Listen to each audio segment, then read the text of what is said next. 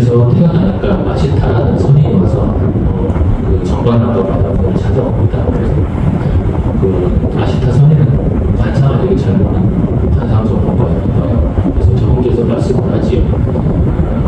이 아이는 커서 전륜 상황이 되든 아니면 출가하여 수행자가 될 것입니다. 그래서 이 아이는 커서 성가모니 부처님이 될 것입니다라고 이렇게 이야기를 하는데 그러고 나서 아시타 선인이 통곡을 합니다. 그래서 정관왕이 왜 통곡을 하시냐고 물어보니까 그러나 제가 이 아이가 성도를 해서 부처님이 되었을 때는 나는 이미 죽어 있었습니다.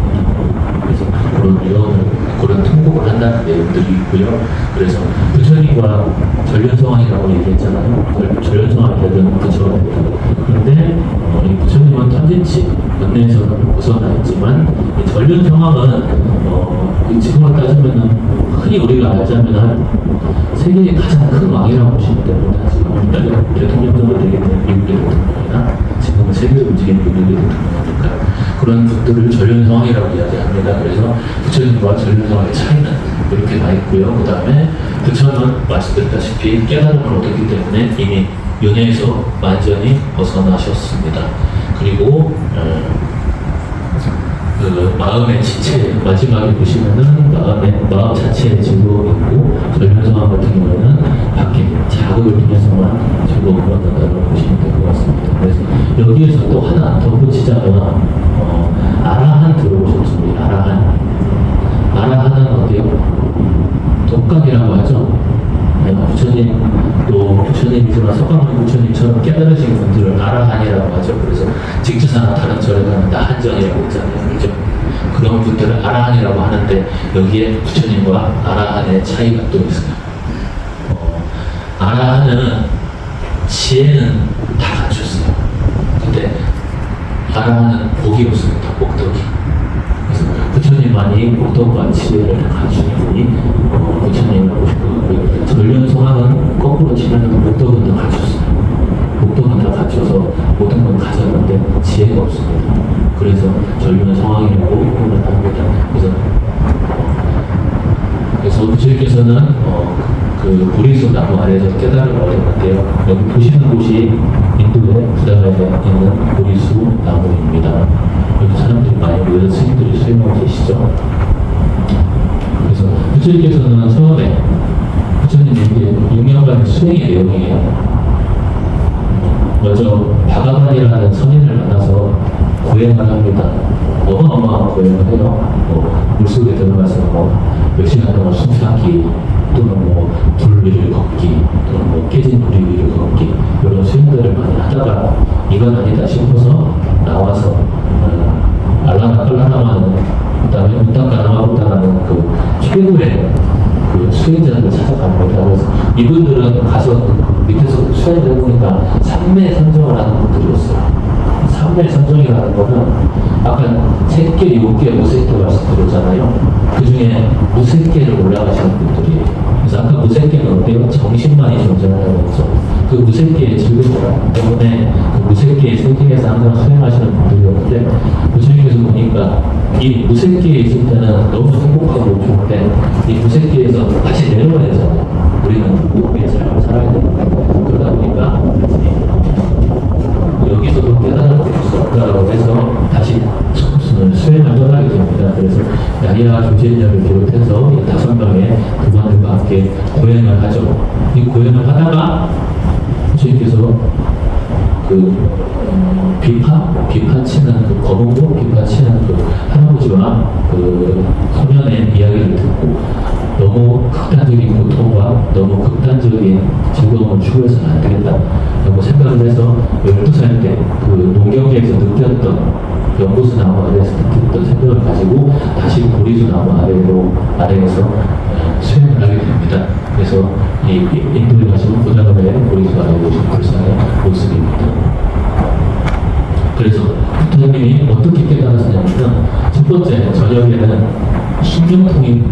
그래서 자신의 전생을 전부 다 기억하는 신통력을 보시면 되고요. 그 다음에 자정승에서는 천안통이 옵니다. 그래서 다른 생명의 윤리를 아는 신통력이라고 보시면 될 것 같습니다.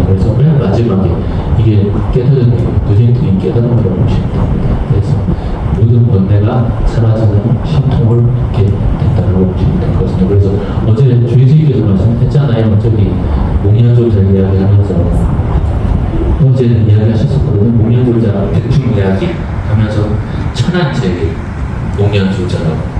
근데 목련조자도 천안토까지는 얻으신 거라고 보시면 되겠습니다.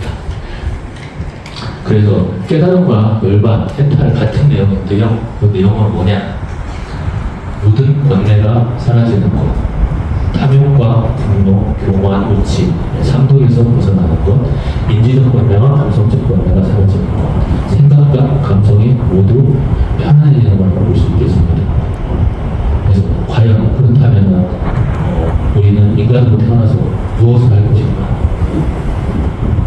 인식난득, 이거 제가 되게 많이 말씀드렸어요. 사람으로 태어나기가 힘들다. 맹구봉, 너무 거북이 이야기 몇 번 드렸어요. 그죠? 맹구봉, 그 다음에 조각산도, 손톱 위에 흙처럼 겐지스 강에 요만큼 흙을 터가지고 이 흙이 만약 저 모래가 많이 나니까 당연히 밖에 모래가 나죠. 그래서 이 손톱만큼 인간으로 태어날 확률이라고 주님께서 말씀하신 내용이라고 보시면 되겠습니다. 그래서 도표를 보면은 70억 인류 중에 밑에는 동물의 세계고 인간으로 태어날 확률이 70억 인류 중에 그 중에 우리는 OECD 거의 포함되어 있죠. 12억에 우리가 저 안에 태어나 이런 사람으로 도표만 봐도 사람으로 태어나기 정말 쉽지 않습니다. 그래서 아까 처음 우리 봤듯이 동물은 어때요? 구조의 고통과 사회의 고통이 있죠. 근데 인간은 어때요? 잡아먹히진 않죠. 그리고 항상 먹을 수 있는 행복이죠. 동물은 어때요? 계속해서 사냥을 해야 되잖아요. 우리는 그걸 하지 않아도 되는 행복을 있죠. 그래서 주님께서 말씀하신 대로 부모가 있는 줄 아는 생명이 드물고 부모의 보호를 받고 크는 생명은 더 드물고 성체가 될 때까지 살아있는 생명은 드물다. 인간만이 부모의 도움을 받고 끝까지 살아남을 확률이 가장 높죠. 그리고 어때요? 인간만이 사유할 수는 없죠. 짐승들은 생각을 하긴 하지만 나는 누구일까? 나는 무엇일까? 이런 생각들은 하지 못합니다. 인간만이 할 수가 없는 거예요. 그리고 우리가 잊고 있는 두 가지가 있습니다. 언젠가 한 수정란에서 내 몸이 여기까지 지금까지 자라왔다는 사실과 우리는 언젠가 죽는다는 사실. 세상에 또 하나 더 죽습니다. 이 많은 수정란 중에서 우리가 시작되는 거죠. 그래서 김원기 작가의 무엇이 되었다시는 거는 되게 유명한 작가입니다. 작가가 저기가 표현하는 게 저기 수정란이에요. 수정란. 저기서부터 인간이 시작된다고 표현하는 그래서 동물의 세계에서 인간이 희귀하고 모든 인간 중에서 한국인이 삶이 희귀하며 한국인 중에서 우리의 삶이 가장 희귀하고 그리고 마찬가지로 불교라는 것은 결론적으로 말씀드리자면 짐승과 반대로 사는 게 불교의 우리가 다니는 것이 우리의 목적이라고 보시면 될 것 같습니다. 오질별도의 사성들을 통해서 돌을 닦는 게 결국에 불교의 목적이라고 볼 수 있습니다. 그래서 그냥 지금까지 다 잊어버리셔도 되고요. 우리가 불교를 왜 믿어야 되고 불교적 삶은 어떤 것이냐 하면은 짐승처럼 안 사는 거.